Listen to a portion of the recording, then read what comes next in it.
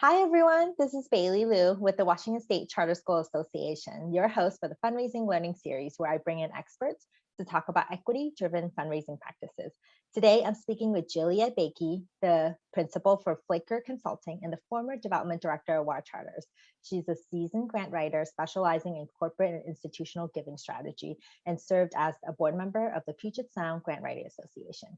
She will demystify the institutional giving landscape and provide some tips for writing successful grant proposal.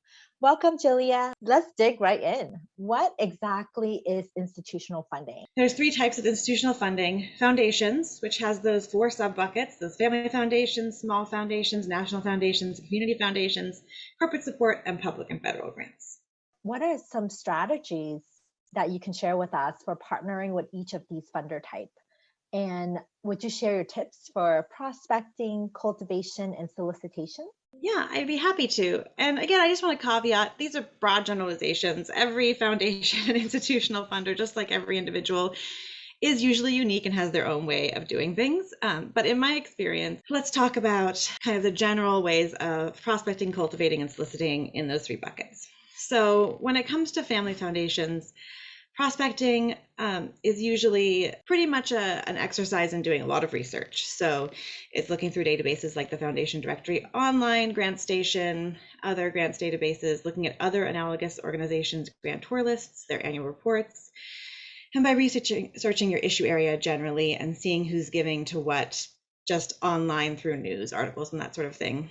The other big place to look for prospects for family foundations are through your boards, volunteers, or staff's connections. And this is really probably the most important piece for family foundations.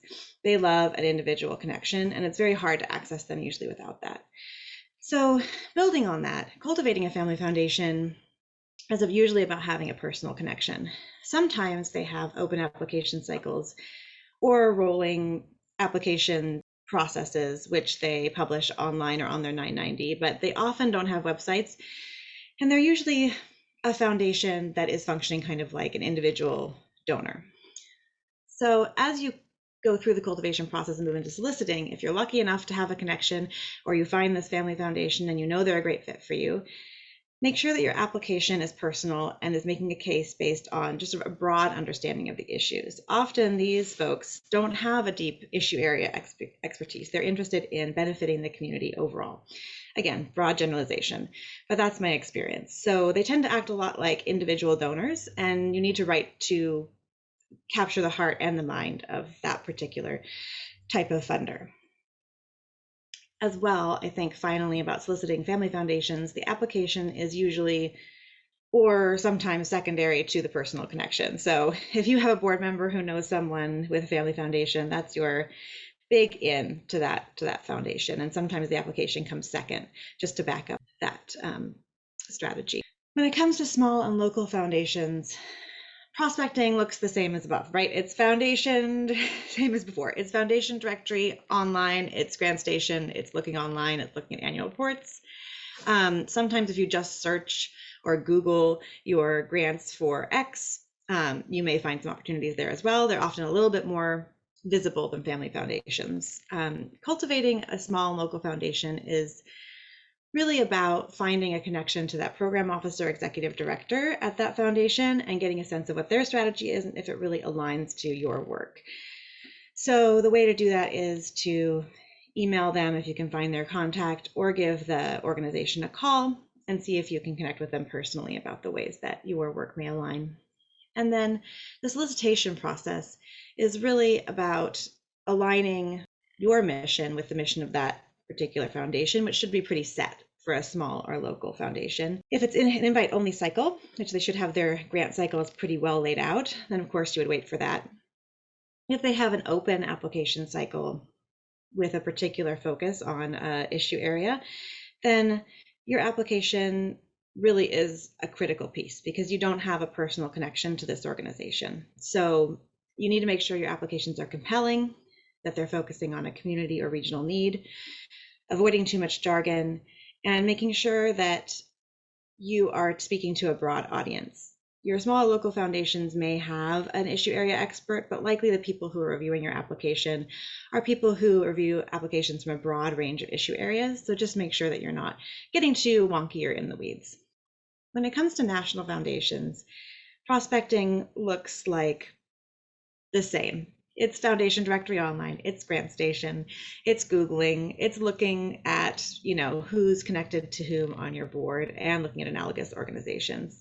Once you have that national foundation in mind, you really want to cultivate them in the same way that you would a smaller local foundation. So trying to connect to your program officer, executive director, discussing your grant ask. If you can't find an email contact for these folks, one way to access them may be to ask a locally funded organization like you if they'd be willing to share how they connected with that organization, but don't ask right away for a connect. And finally, if they have an open and broad RFP, which sometimes they do, it's still always best to find a personal connection to an executive director or a program officer to make sure your strategy aligns. If you're lucky enough to get to the solicitation phase, wait for the invite if that's the process, or if you have an open application, that's great. But again, remember relationship.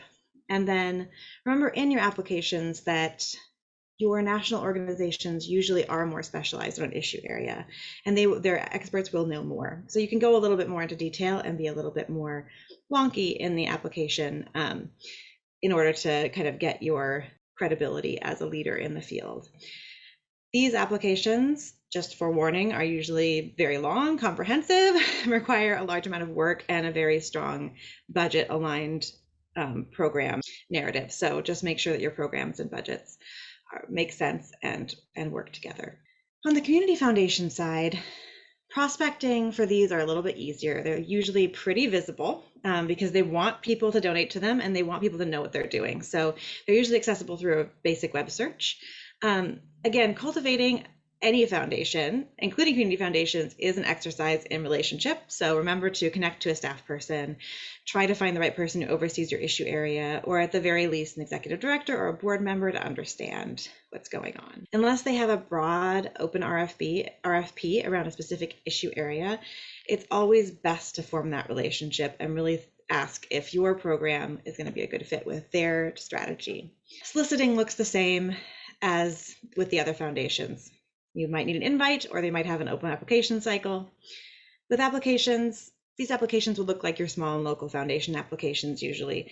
They should be compelling, avoid jargon, and remember that they have a broad base of issue areas that they fund. So they need you to talk in a way that's accessible to a broad audience. Thank you so much for sharing these great examples and strategies. And it definitely sounds like a lot of research and identify alignment between your organization mission and the funder's issue area. And then finally, that relationship building piece with funders is crucial. So thank you for sharing that with us. Really appreciate it.